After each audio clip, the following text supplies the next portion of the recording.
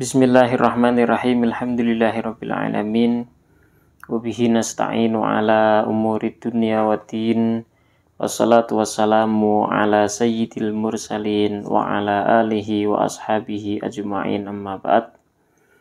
Allahumma la ilma lana illa ma 'allamtana innaka antal alimul hakim. Allahumma anfa'na bima 'allamtana wa 'allimna ma yanfa'una wa zidna ilma.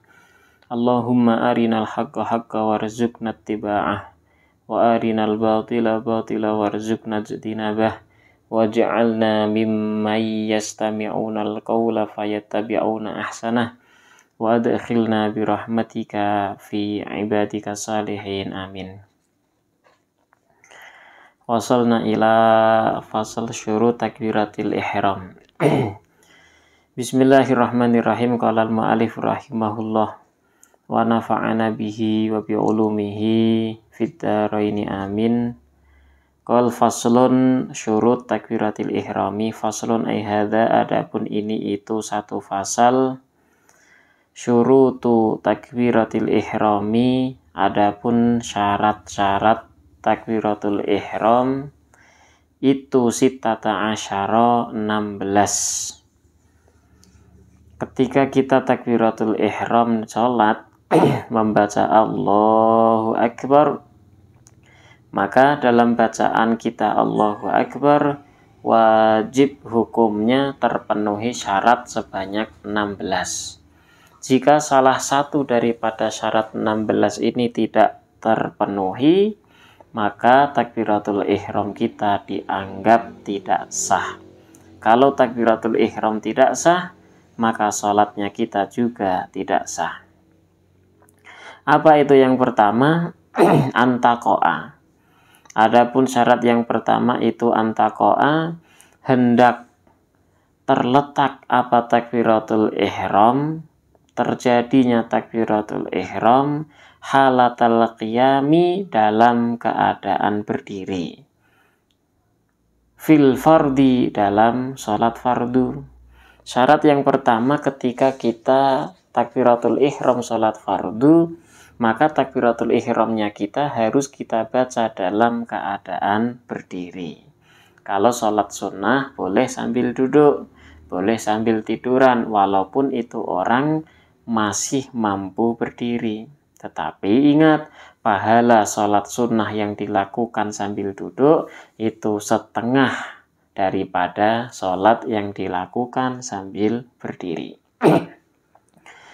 Dan yang kedua, wa antakuna, dan adapun yang kedua itu antakuna, hendaknya ada apa takbiratul ihram itu bil arabiyati, dengan menggunakan bahasa Arab.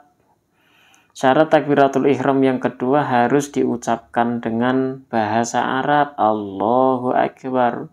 Tidak boleh dibahasakan selain Arab. Contoh bahasa Indonesia, Allah Maha Besar, maka tidak sah sholatnya. Atau dibahasakan selain bahasa Arab, pokoknya bahasa Jawa, Allah zat kang moho ageng, zat kang moho agung, maha gede, enggak sah. Harus berbahasa Arab, Allahu Akbar. Kecuali kalau memang itu orang tidak bisa berbahasa Arab sama sekali, maka boleh dibahasakan selain bahasa Arab. Dan dia wajib hukumnya belajar sampai bisa berbahasa Arab.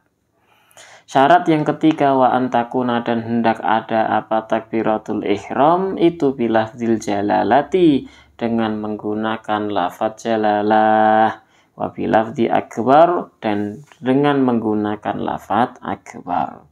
Yang ketiga syaratnya harus takbiratul ihramnya menggunakan lafaz Allah dan lafaz akbar. Tidak boleh lafaz Allah diganti dengan sifat-sifat yang lain. Sifat Allah walaupun Ar-Rahman kita ganti Ar-Rahmanu Akbar, enggak boleh. Akbar diganti dengan Allahur Rahim, Allahur Rahman, Allahu Malik, itu juga tidak sah. Takbiratul ihram harus menggunakan lafaz Allah dan lafaz akbar. Dalam madhab Syafi'i boleh ditambahkan, disela-selai antara lafadz Allah dan akbar itu sifat-sifat Allah yang lain. Contoh, Allahur Rahmanu Akbar, Allahur Rahimu Akbar, itu sah. Ya. Tetapi ingat, tambahannya itu jangan terlalu panjang. Jika tambahannya itu terlalu panjang, maka bisa menjadikan takbiratul ihramnya tidak sah. Syarat berikutnya yang keempat watartibu, dan adapun syarat yang keempat itu tartibu, urut. Nah, harus berurutan bainal lafdzaini, antara dua lafaz. Allah dulu kemudian akbar, tidak boleh dibalik. Akbarullah tidak boleh. Ya, harus Allah dulu kemudian akbar. Dan syarat yang kelima, wa alla yumidda hamzatal jalalah, wa an la yumidda, dan hendaknya tidak memanjangkan siapa musolli, orang yang sholat, memanjangkan hamzatal jalalati, ing hamzahnya lafaz jalalah. Jadi menjadi apa? Allahu. Itu enggak sah. Tidak sah. Kenapa? Dikarenakan karena kalau lafaz hamzahnya Allah itu dipanjangkan, artinya menjadi istifham, apakah Allah. Nah, kata-kata apakah ini bisa merubah makna nantinya. Wa adamu madibai akbar, dan tidak adanya memanjangkan baknya akbar menjadi Allahu Akbar. Akbar artinya maha besar, tapi kalau baknya dipanjangkan menjadi akbar, artinya berubah menjadi tobel. Tobel itu gendang. Allahu Akbar, Allah itu gendang jadinya. Nah, maka tidak boleh dipanjangkan hamzahnya Allah menjadi Allah, nggak boleh. Atau dipanjangkan baknya akbar menjadi akbar, itu juga tidak boleh. Harus Allahu Akbar. Dan syarat berikutnya wa alla yusyaddida, dan hendaknya tidak mentasdid siapa musalli, mentasdid al-ba'a, ing ba'nya lafadz akbar. Menjadi gimana kalau ditasdid? Allahu Akbar. Nah, ditasdid ba'nya lafadz akbar itu tidak boleh. Wa alla yazida, dan hendaknya tidak menambahkan siapa musalli, menambahkan wawan ing wawu sakinatan, halnya wawu sakinatan yang, ya, sakinatan yang apa itu mati, yang sukun. Au mutaharrikatan, atau wawu yang hidup. Menambahkan bainal kalimata ini di antara dua kalimah, yakni antara Allah dan akbar. Antara Allah dan akbar kita tambahkan wawu yang sukun menjadi Allahu Akbar, itu tidak boleh. Atau kita tambahkan wawu yang berharokat menjadi Allahu wa Akbar atau Allahu Akbar, itu juga tidak diperbolehkan. Wa alla yazida, dan hendaknya tidak menambahkan siapa musalli wawan ing wawu, menambahkannya wawu itu qoblal jalalati, sebelum lafadz jalalah. Ditambahkan wawu sebelum lafadz Allah menjadi gimana? Wallahu Akbar, itu juga tidak diperbolehkan. Dan syarat berikutnya wa alla yaqifa, dan hendaknya tidak terhenti, tidak berhenti siapa musalli, berhenti baina kalimatai takbiri, di antara dua kalimah takbir, wakfatan, dengan berhenti tawilatan yang panjang, wala qasiratan, dan juga tidak berhenti dengan berhenti yang sedikit, berhenti yang sebentar. Allah, berhenti kemudian lanjut akbar. Mau berhentinya lama atau sebentar, maka tidak diperbolehkan, kecuali bagi orang yang tidak kuat nafasnya, dia berhenti untuk ngambil nafas, maka itu tidak masalah, tidak apa-apa, tidak menjadikan takbiratul ihramnya batal. Tapi kalau dia itu sengaja berhenti, walau sedangkan nafasnya itu kuat, maka takbirnya menjadi batal.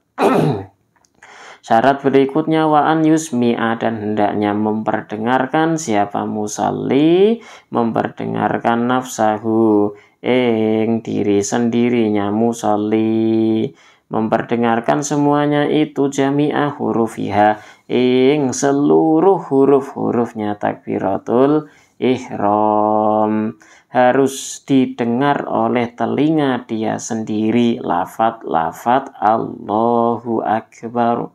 Tidak boleh umpama Allah hilang haknya kemudian akbar, berarti kan ada satu huruf yang tidak terdengar di sana, yaitu huruf hak, haknya lafaz jalalah, maka takbiratul ihramnya tidak sah, karena termasuk di antara syarat daripada rukun qauli adalah isma' nafsih.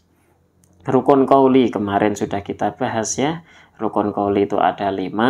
Pertama takbiratul ihram, yang kedua bacaan Fatihah, ketiga tasyahud akhir, keempat sholawat kepada Nabi dalam tasyahud akhir, dan kelima adalah bacaan salam yang pertama. 5-5-nya ini wajib isma' nafsi. Telinga kita sendiri harus mendengar. Dan syarat berikutnya wadukhulul waktu, dan masuknya waktu sholat fil muaqqati, pada sholat yang berwaktu, wa iqa'uha, pada sholat waktu. Ketika kita melakukan sholat yang ada waktunya, maka syarat takbiratul ihram harus setelah masuk waktu sholat. Contoh sholat nafil, umpamanya sholat sunnah qobliyah. Sholat sunnah qobliyah zuhur, waktunya itu dari kapan sampai kapan? Waktunya adalah mulai dari masuknya waktu sholat sampai berakhirnya waktu sholat. Setelah masuk waktu sholat zuhur, seorang boleh untuk bertakbiratul ihram sholat qobliyah. Kalau belum masuk waktu sholat zuhur, dia kok takbiratul ihram sholat qobliyah, walaupun di tengah-tengah sholat itu sudah masuk waktunya, maka tidak sah sholatnya. Kenapa? Dikarenakan takbiratul ihramnya berada di luar waktu sholat. Wa iqa'uha, dan syarat berikutnya meletakkan takbiratul ihram, ya, membaca takbiratul ihramnya itu halal istiqbali ketika menghadap kiblat. Takbiratul ihram wajib menghadap kiblat. Wa alla yukhilla, dan syarat berikutnya hendak tidak menyacatkan siapa musalli, menyacatkan biharfin dengan satu huruf min hurufiha, dari huruf-huruf takbiratul ihram. Tidak boleh dicacatkan huruf-hurufnya.